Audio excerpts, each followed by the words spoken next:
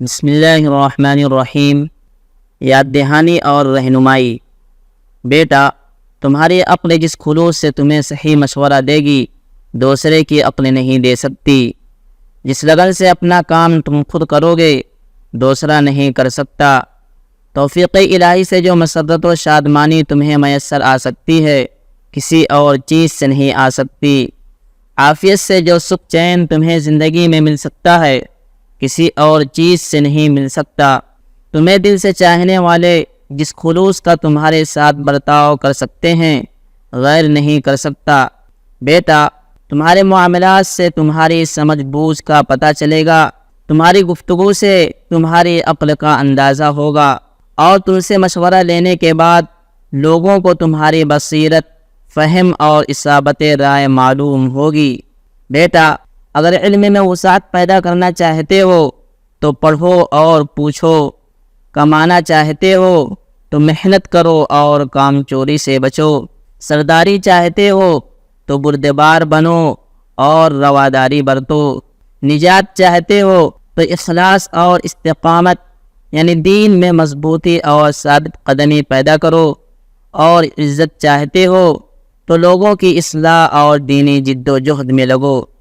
بیٹا، چالاکی کا استعمال دشمن کے لیے کرو، بردباری کا استعمال دوست کے لیے کرو، نرمی اور خوش مزاجی کا استعمال اہل خانہ کے لیے کرو، شفقت و محبت کا استعمال بچوں اور کمزوروں کے لیے کرو، اور صبر و برداشت کا استعمال ان کے لیے کرو جو تم سے اوپر یا تم سے نیچے ہیں۔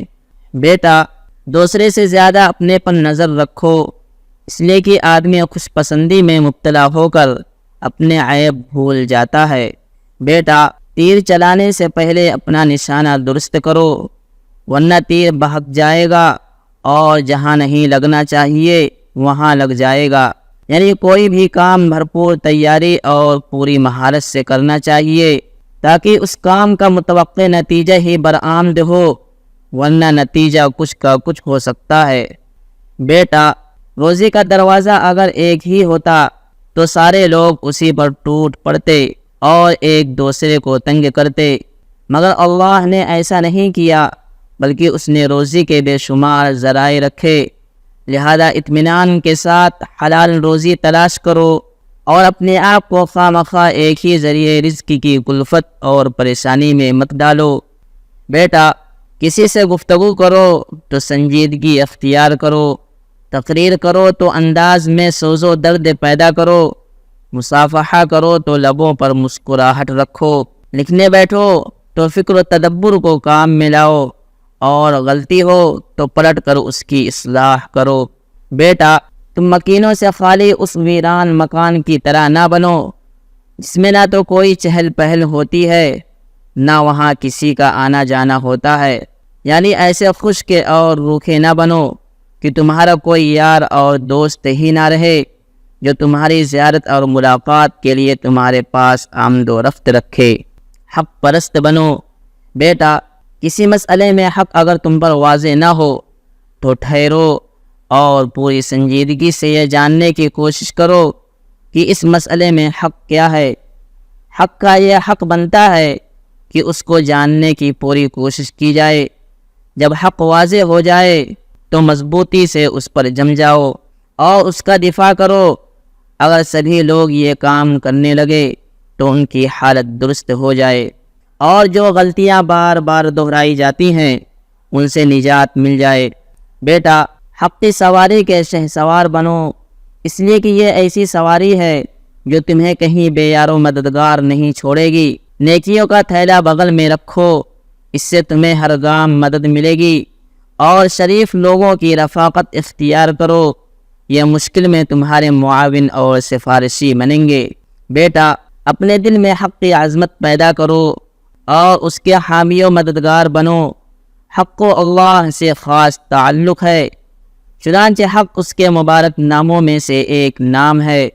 اس نے جو دین اتارا وہ بھی برحق ہے، حق بات ہی کا اس نے اپنے نبیوں کو حکم کیا ہے، اور اسی کو بندوں کے اعمال کی قبولیت کا معیار قرار دیا ہے۔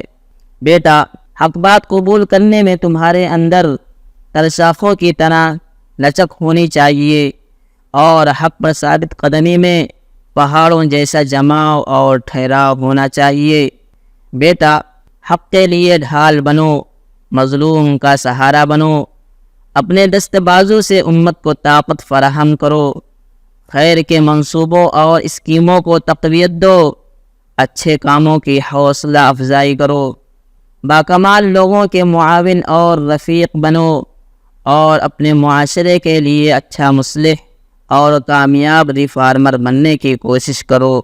بیٹا، معاشرے میں اگر ہر طرف گمراہی کا دورہ ہو جائے، بے راہ روی عام ہو جائے، تو تم بھی اس گمراہی اور بے راہ روی کی رو میں بہہ نہ جانا، بلکہ حق پر مضبوطی سے قائم رہنا اور ثابت قدمی کے ساتھ صداقت کی راہ پر گامزن رہنا اور اپنی بساط کے مطابق لوگوں کو سیدھی راہ دکھانے کی کوشش کرتے رہنا، اس لیے کہ حق روشن ہوتا ہے۔ آدمی کے مزاج میں اگر سلامتی ہو تو وہ حق کو قبول کرتا ہے۔ نظر میں گہرائی پیدا کرو۔ بیٹا، نظر میں گہرائی پیدا کرو، سمجھدار بنو، ہر چھوٹی بڑی چیز کو اس کا حق دو، جس چیز کو جس طرح برتنا چاہیے اس کو اسی طرح برتو، جو چیز جس حیثیت کی ہے اس کو وہی حیثیت دو۔ کسی چیز کی اگر کثرت ہے تو کثرت کی وجہ سے اس کو اس کے درجے سے آگے نہ بڑھاؤ، بلکہ اس کو اس کے مناسب مقام پر ہی رکھو۔ خواہ کسی سے بدگمانی نہ پالو، ہاں بدگمانی کی کوئی معقول وجہ ہو تو بات دوسری ہے۔ جس چیز سے تمہیں کچھ لینا دینا نہیں اس میں دخل بھی نہ دو۔ بلندی پر رہو تو بتکلف اپنے کو پست اور نیچا دکھانے کی کوشش نہ کرو، اور گہرائی میں رہو تو بتکلف اپنے کو اونچا اور نمایاں کرنے کی فکر نہ کرو، اس لیے کہ نہ اس سے کوئی فائدہ ہے نہ اس سے۔ آدمی جہاں کہیں رہے اسے تو بس اپنے نارمل اور فطری انداز میں ہی رہنا چاہیے۔ بیٹا، اہم کاموں کو چھوڑ کر غیر اہم اور ثانوی درجے کے کاموں میں لگنا اس بات کی علامت ہے کہ آدمی کی سوچ چھوٹی ہے۔ جفا کشی اور جد و جہد کے خوگر بنو۔ بیٹا، آرام طلبی اور تفریح طبع کو ہی اپنے شب و روز کا مشغلہ نہ بناؤ، اپنے جسم کو ناز کی اور نرگسیت کی تعلیم نہ دو، بلکہ اس کے برعکس اپنے کو موٹی چھوٹی زندگی اور سخت حالات کا خوگر بناؤ، تاکہ اگر تمہیں کبھی مشقتوں کا سامنا ہو یا دین کے لیے سخت قسم کی مشکلات سے گزرنا پڑے تو تمہارے لیے ان مشکلات کا جھیل لینا آسان رہے۔ چنانچہ کبھی کبھار بجائے بیڈ پر لیٹنے کے مسلسل کچھ راتیں زمین پر لیٹا کرو۔ تھوڑے تھوڑے دنوں کے بعد کبھی بغیر گاڑی کے دور تک پیدل چلا کرو، کبھی اپنے کھانے کا نظام بدل دو۔ بہت سے لوگ جیلوں میں روتے دیکھے گئے ہیں اور بہت سے لوگ اسفار میں واویلا کرتے نظر آتے ہیں۔ یہ اس لیے کہ ان بیچاروں کو زندگی میں محنت و مشقت اور جفا کشی سے کوئی واسطہ نہیں پڑا ہوتا۔ بیٹا، جو کام خود کر سکتے ہو دوسروں سے اس کے کرنے کا سوال نہ کرو، اس لیے کہ کام کی قدرت رکھتے ہوئے بھی دوسرے سے سوال کرنے والا پیشہ ور سائل کے جیسا ہے۔ بیٹا، محنت اور جفا کشی کر کے تھکو، سو کر کے نہ تھکو۔ بیٹا، آغاز اس کام سے کرو جو آسان ہو۔ مشکل سے شروع کرو گے تو مشکل میں پڑ سکتے ہو، اس لیے کہ کبھی کبھی سخت کام کے لیے طبیعت کو آمادہ کرنا سخت مشکل ہوتا ہے۔ بیٹا، تمہیں جب کبھی فرصت کے مواقع میسر آئیں تو ان کو سونے میں مت گزار دو، بلکہ جاگو اور سوچو کہ کون کون سے کام اور پروگرام موقع نہ ملنے کی وجہ سے ٹل رہے تھے۔ ان خالی اوقات میں انہی میں سے کوئی کام شروع کر دو۔ یہ نہ دیکھو کہ فرصت کے ان لمحات میں گنجائش کتنی ہے، یا ان اوقات میں کام مکمل ہو سکتا ہے یا نہیں، بس تم تو کام شروع کر دو۔ کام شروع کر دینے کے بعد تمہارا جی اسی میں اٹک جائے گا، پھر تو جیسے بھی ہو تم وہ کام کر ہی ڈالو گے۔ بس اللہ کرے کہ اس کی توفیق شامل حال ہو جائے۔ بیٹا، توفیق الہی نے اگر تمہارا ساتھ چھوڑ دیا تو پھر ناکامی تمہارے ہم رکاب ہوگی، اور کاہلی و سستی اگر تمہیں اچھی لگتی ہے تو پھر محتاجی اور بے خوابی ہی تمہارا نصیب ہوگی۔ گیلا شکوہ کے بجائے ہمت سے کام لو۔ بیٹا، مصائب کے سامنے سپر انداز ہونے کے بجائے سینے سپر رہو۔ سمجھداری اور دانشمندی کے ساتھ ان کا سامنا کرو۔ اپنے مسائل کو نپٹاتے رہا کرو تاکہ تمہارے اوپر مسائل کا ہجوم نہ ہونے پائے۔ مسائل کے حل سے اگر راہ فرار اختیار کرتے رہو گے یا ہمیشہ اس کو ٹالنے کی کوشش کرو گے تو اس سے تو مسائل حل نہیں ہوں گے۔ مسائل کا سامنا کرنے کے بجائے اس سے نظریں چرانا اور بچنے کی کوشش کرنا بہادری یا بردباری کی علامت نہیں، یہ تو آدمی کے بزدل اور لاپرواہ ہونے کی علامت ہے۔ اگر کوئی ایسا مشکل مسئلہ درپیش ہو جس کا سامنا کر پانا تمہارے بس سے باہر کی بات ہو، یا مسئلہ ایسا ہو جس کو سلجھانے کے لیے تم نے اپنی ساری کوشش کر ڈالی، پھر بھی مسئلہ حل کی طرف بڑھنے کے بجائے الجھا ہی رہا، تو اب معاملہ اللہ رب العزت کے حوالے کر دو۔ سب کچھ بس اسی کے اختیار میں ہے، وہ جو چاہے فیصلہ کرے۔ بیٹا، بہت زیادہ گلہ شکوہ اچھی بات نہیں، اس لیے کہ اس گلے شکوے کا کچھ حاصل نہیں۔ زیادہ گلہ شکوہ کرنے والا شخص ہر کام میں متردد رہتا ہے، ارادے کا کمزور اور خود اعتمادی سے خالی ہوتا ہے۔ پس گلہ شکوہ چھوڑو، جو بن پڑے وہ کرو، اور اللہ کے حضور ہاتھ اٹھا کر اس کی توفیق اور مدد کا سوال کرو۔ کبھی اپنی کسی پریشانی کا اظہار اپنے معتبر دوستوں یا اپنے والدین سے بھی کر دیا کرو۔ بس یہ خیال رکھو کہ بات ایسی نہ ہو جس سے والدین کو صدمہ یا رنج ہو۔ ان سے ہوشیار رہو۔ بیٹا، جو تمہیں کھیل کود میں لگا کر بامقصد کاموں سے غافل کر دے وہ تمہارا ہمدرد اور خیرخواہ نہیں۔ جو تمہیں خوف زدہ کرے اور معمولی چیزوں کو تمہارے سامنے ہولناک اور بھاری بنا کر پیش کرے وہ تمہارا دوست نہیں۔ اور جو تمہاری تحقیر اور عیب جوئی کرے اس کے اندر تمہارے لیے اخوت و بھائی چارے کا جذبہ نہیں۔ اور جو تمہیں بلا ضرورت تمہارے اہل و عیال اور دوست و احباب سے دور کرے وہ تمہارا خیر خواہ نہیں۔ بیٹا، جو تمہیں ایسی چیزوں سے ڈرائے جن سے ڈرنے اور ہوشیار رہنے کی کوئی وجہ نہیں تو تم ایسے شخص سے دور رہو، اس لیے کہ ایسا شخص تمہیں پست ہمت بنا دے گا۔ بیٹا، دو قسم کے لوگوں کے مزاج سے ہمیشہ ہوشیار رہو، اس لیے کہ ان دونوں کے بارے میں کچھ پتہ نہیں وہ ان کا مزاج کب بدل جائے۔ ایک عورت، بشرطے کہ وہ عورت اپنی ماں نہ ہو، کہ مزاج کا کچھ بھروسہ نہیں کہ وہ کب بدل جائے، اور دوسرے حاسد کے مزاج کا کچھ پتہ نہیں کہ کب بدل جائے۔ حاسد کتنا ہی جگری دوست کیوں نہ ہو، اس کا دل بدلنے میں دیر نہیں لگتی۔ بیٹا، چکنی چپڑی زبان والے شخص کی میٹھی باتوں سے کبھی فریب میں نہ آؤ، ہو سکتا ہے کہ وہ تمہیں دھوکے کا ڈنک مارے۔ کسی چیز کی نرمی اور گدازی سے دھوکے میں نہیں آنا چاہیے، اس لیے کہ سانپ کا جسم چھونے میں نرم ہے لیکن اندر زہر ہی زہر بھرا ہے۔ بیٹا، ثقیل اور بھدا مجھے کسی بھی صورت میں پسند نہیں۔ اگر انسان کی شکل میں ہو تو مجھے خوش نہیں آئے گا، مشروب کی شکل میں ہو تو میری حلق سے نیچے نہیں اترے گا، اگر کھانے کی شکل میں آئے تو میرے لیے ذائقہ دار نہ ہوگا، اور اگر لباس کی شکل میں آئے تو مجھے اس کا پہننا گوارا نہ ہوگا۔ مراد یہ کہ بھدا پن کسی بھی صورت میں قابل قبول نہیں۔ خیر کے دہانے کھول دو۔ بیٹا، ہر آواز کا ایک اثر ہوتا ہے۔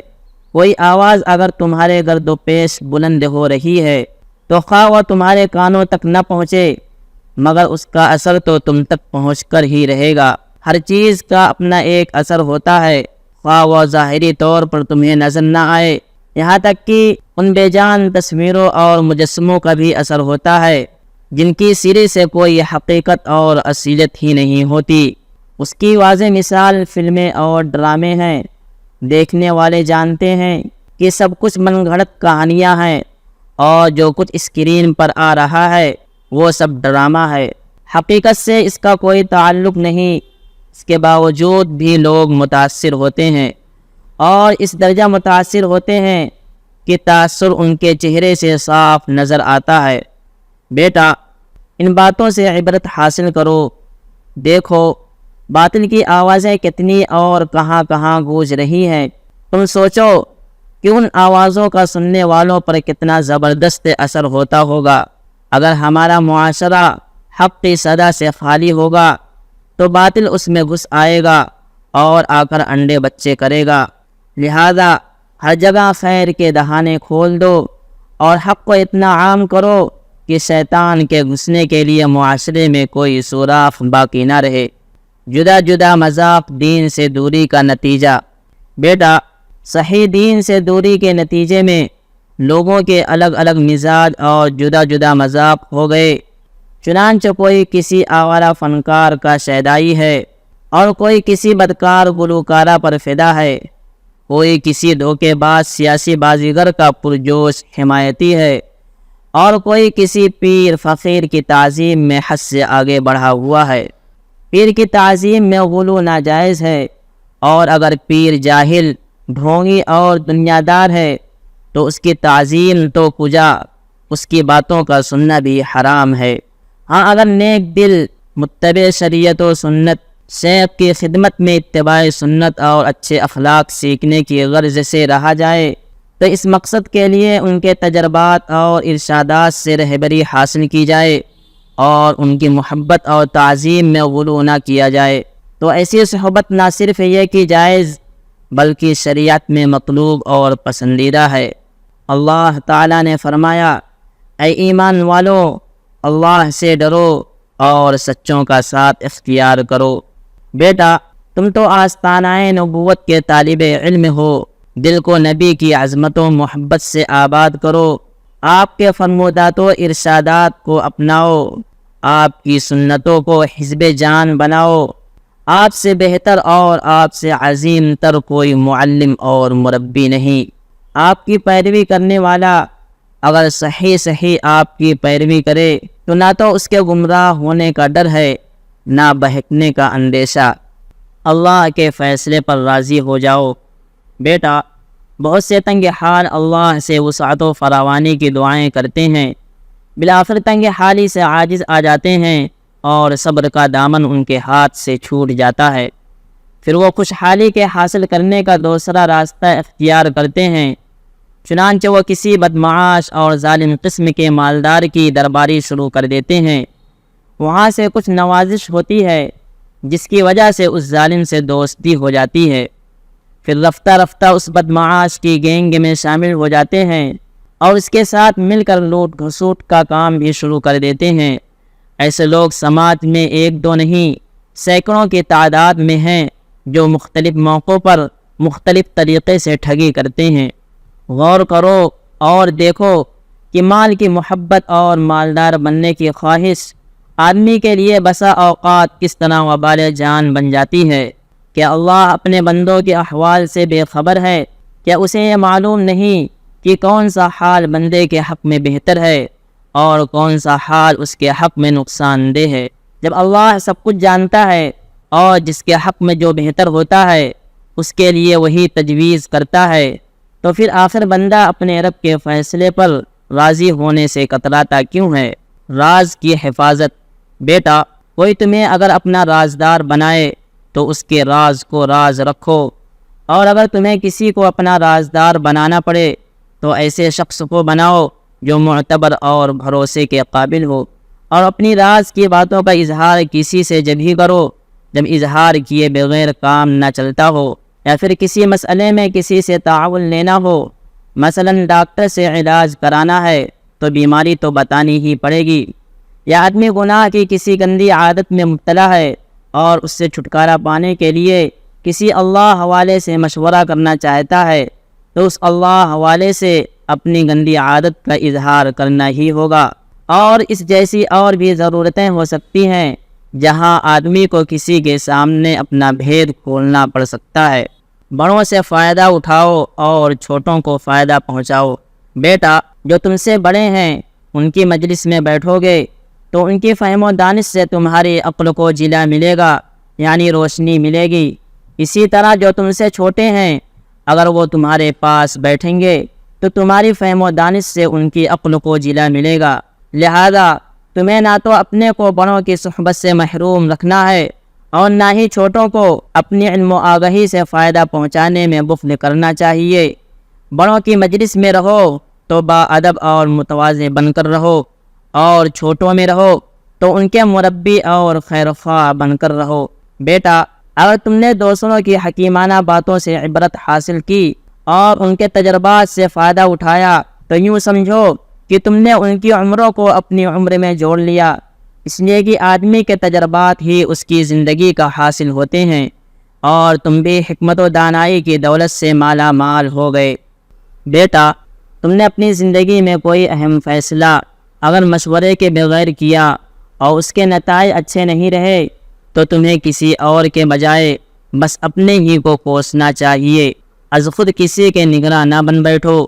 بیٹا، از خود کسی کے نگراں یا سرپرست نہ بن بیٹھو۔ ہر انسان اپنے کاموں اور نجی معاملات میں آزادی اور خود مختاری چاہتا ہے، لہذا تمہیں کسی کی آزادی میں اس کی مرضی کے بغیر خلل انداز نہیں ہونا چاہیے۔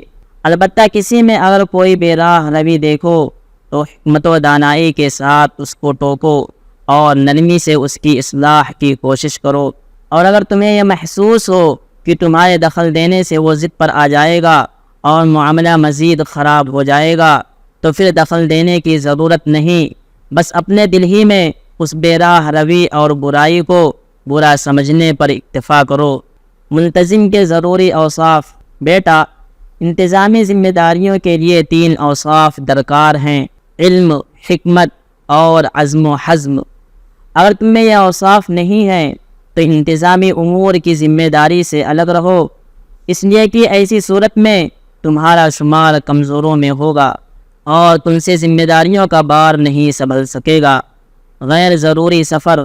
بیٹا، جن غیر مسلم ممالک میں مادی ترقی اپنے نقطۂ عروج کو پہنچی ہوئی ہے، محض سیر و تفریح کے لیے بلا مجبوری وہاں مت جاؤ، مبادا ان کے تمدن اور ترقی سے مرغوبیت کا شکار ہو جاؤ اور تمہارے دل میں ان کی وقات اور قدر و منزلت اس درجہ پیدا ہو جائے کہ تم عظمت اور مرغوبیت کے ساتھ ان کا تذکرہ کرنے لگو، اور یہ دلی و زبانی گرویدگی تمہیں کفر اور اہل کفر کی اس محبت میں مبتلا کر دے جو شرعاً مذموم اور ناپسندیدہ ہونے کے ساتھ تمہارے دین کے لیے بھی تباہ کن ہے۔ حالانکہ دین ہی وہ سرمایہ ہے جس پر مومن کی دنیا و آخرت کی خیریت اور سلامتی کا دار و مدار ہے، اور جب دین جاتا رہا تو پھر آدمی جو کچھ بھی حرکت کر گزرے کم ہے۔ بیٹا، سفر ضرورت پر ہی کرو، بلا ضرورت سفر نہ کیا کرو۔ رابطے کے دوسرے ذرائع سے اگر کام چل جاتا ہے تو ایسی صورت میں سفر کرنا بیجا ہے۔ اگر سفر کرنا ہی پڑ جائے تو کوشش کرو کہ سفر مختصر سے مختصر ہو، اور سفر کا مقصد پورا ہوتے ہی اپنے مقام پر واپس آ جاؤ۔ سبحان ربک رب العزت عما یصفون وسلام علی المرسلین والحمد للہ رب العالمین۔